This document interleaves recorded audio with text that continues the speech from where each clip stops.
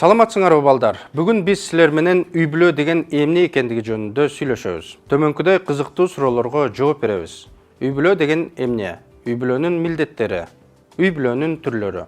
Үй бүлө деген эмне? Ар бир адам өз алдынча жооп берет. Кимдир бирөө өзүнүн сүйүктүү жана сүйгөн үй бүлөсүн сүрөттөйт. Ал эми кимдир бирөө бул сөздүн маанисин түзүү үчүн көп аракет жумшоого туура келет. Үй бүлө бул кандаш туугандык байланыштарда турган адамдардын чакан тобу. Үй бүлө бул нике, тууганчылык, балдарды тарбиялоого же чоңдорду камкордукка жана кароо үчүн кабыл алуунун негизиндеги укуктарга жана милдеттерге байланышкан адамдардын тобу. Үй бүлөнү эмне бириктирип турат? Нике байланыштары нике. Эркек жана аялдын ортосундагы үй бүлөлүк мамилелер нике деп аталат. Нике мамлекет тарабынан берилген нике жөнүндөгү күбөлүктүн жардамы менен мыйзамдаштырылат. Туугандык мамилелер ата-эне жана балдардын ортосундагы байланыштар, кандаш туугандык мамилелер менен бекемделет. Балдарды асырап алуу, кыз уул багып алуу бул баланы үй бүлөгө кабыл алуу процесси. Мындайда бала жана өз атасы жана энеси болбогон адамдын же жубайлардын ортосундагы туугандык байланыш түзүлөт. Бала асырап алуунун негизги максаты такыр ата-энеси жок же болбосо алардын ата-энелери аларды тигил же бул себептерден улам бага албаган балдарда нормалдуу үй бүлөлүк жашоону калыбына келтирүүдө турат.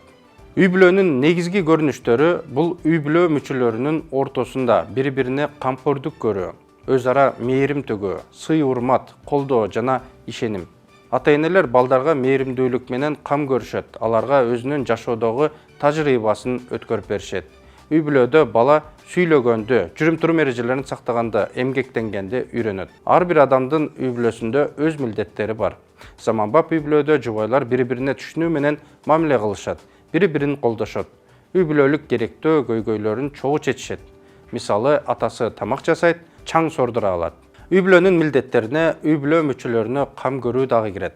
Мисалы, ата-энелер балдарга кам көрүшөт, бала ата-энесине кам көрөт.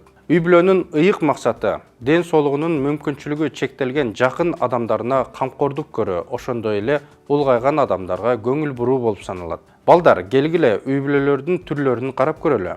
Биздин коомдо үй бүлөлөрдүн ар кандай түрлөрү кездешет. Жубайлар өзүнүн балдары менен жашаган үй бүлөлөр бар. Бул 2 муундан турган үй бүлө. 3 муундун өкүлү, чоң ата, чоң апасы, ата-эне жана алардын балдары жашаган үй бүлөлөр бар. Атасы же энеси жок үй бүлөлөр бар. Мындайларды толук эмес үй бүлө деп аташат. Үй бүлөлөр ошондой эле балдардын саны боюнча дагы айырмаланышат. Баласыз, бир балалуу, көп балалуу.